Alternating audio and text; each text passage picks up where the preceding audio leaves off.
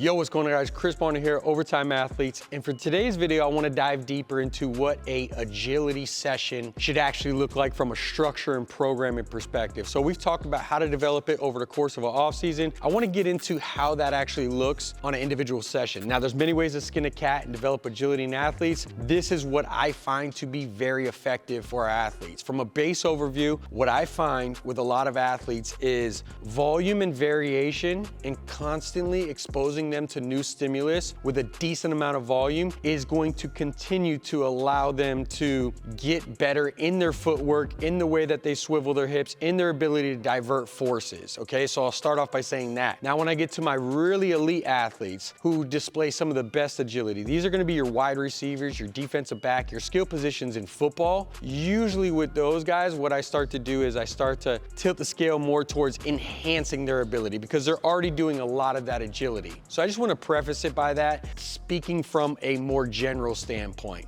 With that being said, for any athlete, this is how you should start to kind of structure your workout. Now, first and foremost, as we fire off any session, it's going to be with a dynamic warm-up. Now, it's going to be a series of about 15 movements. It takes us to about 10 to 15 minutes to be able to accomplish. The main goal here is to be able to elevate tissue temperature, be able to prime, put them through ranges of motion, and be able to really just prep them, right, for more quality work ahead. After we do that, we break off into some more mobility and prep work. Now, where this is a general dynamic warm-up that they do for every day that we do, right?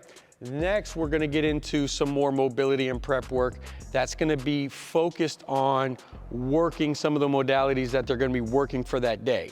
For instance, if I'm working a more linear speed day, I might focus more on opening up the hip flexors, might be focused on firing them neurally, or same thing for the hip extenders, right? So I might be focused on the hip flexors, glutes. I might be focused more on things that are going to lengthen and strengthen and activate. Whereas with change of direction, the mobility and prep is gonna be maybe focused more on those frontal plane, right? The hip abductors and adductors, things that are gonna allow them, or maybe putting the hip actually, right, 2 to 3 where we're actually prep, where we're trying to activate those muscles that we're gonna use in that session. From there, we go ahead and pop them up on their feet, and immediately what we do is we're gonna work through the lower limb, right? And this is gonna be, think of it from the knee down. So I'm really focused on the foot and ankle complex. And when it comes to the change of direction and agility, usually what I start off with is basic lateral movements. So these could be lateral pogos, single leg lateral pogos. As we progress in the off season, we could start to do lower limb where we focus on diverting force. So these might be some simple line hops off both feet. This might be a single leg off,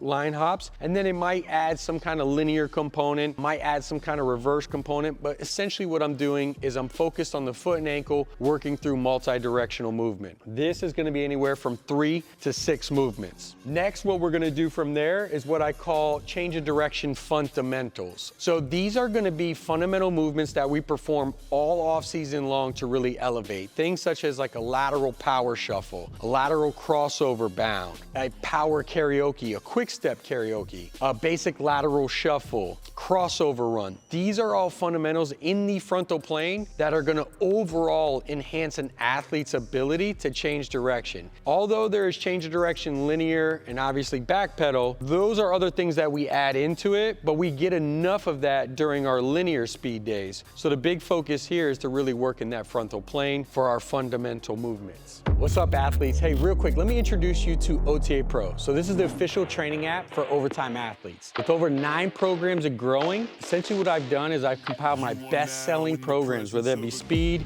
vertical jump, agility, muscle gaining, strength. I've literally laid out every single movement, rep, set, and in addition to that, I have videos that walk you through exactly how to do it. So if you're looking for a proven program that guarantees results, it's literally at your fingertips right now. And the best part is you can get this for the price of a couple Chipotle bowls. So if you're interested, go ahead and check out the link down below.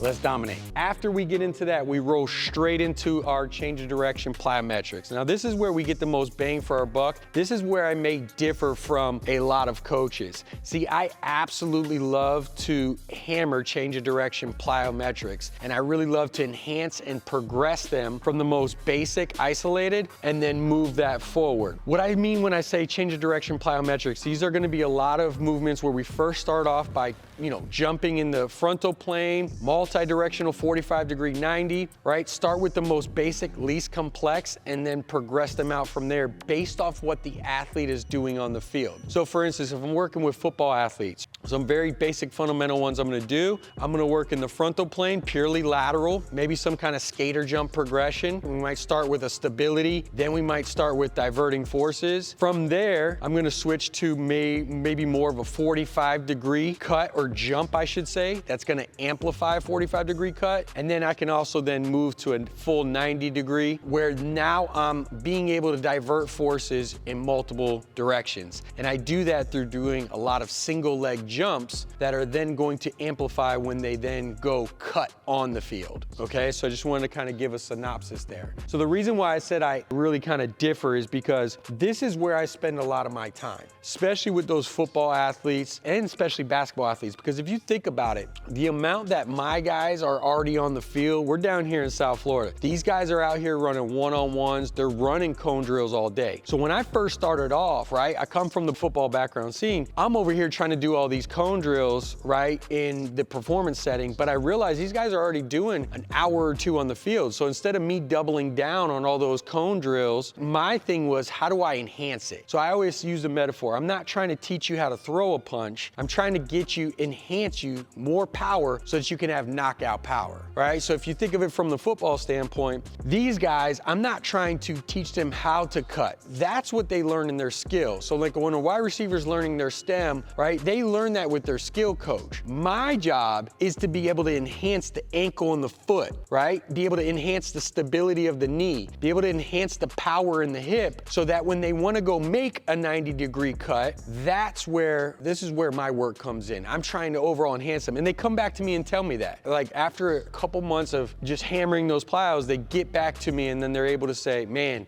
I just feel different when I make that cut, right? It might have been polished before, it looked greater, but when you're able to really enhance their ability to decelerate and accelerate, you've kind of changed the game. Now, I've mentioned this previously, but like, let's say for instance, with my baseball guys, I might add a little bit more of the cone work and a little bit more of the dynamic movement, not just the jumps. Reason being is because those guys, they don't perform it. While they practice, maybe if they're middle infield or outfield, whatever it is, while they still practice on the field, they're not like your football athletes who are out there on the field doing this day in and day out. So you just got to look at the volume of the athlete. For instance, basketball athletes, my basketball athletes, they're always playing pickup. They're always cutting. They're always moving laterally. So instead of me doubling down on those drills, I enhance them with plyometrics. Last but not least though, you have your integrated drills in your competition, right? So your integrated drills are going to be basically integrating that modality that you work in the plyometrics up above. So after we've kind of done those through some series of jumping drills, now I want to integrate them. So going back on that example I explained earlier, so if I'm doing some kind of frontal plane plyometrics, right? And then I move to like a 45-degree plyometric, then I move to a 90-degree cut plyometric. I then want to integrate those by basically, after we enhance them, then prescribe those athletes those drills that we just worked on. So if they do that, then we could do some lateral shuffle change of direction.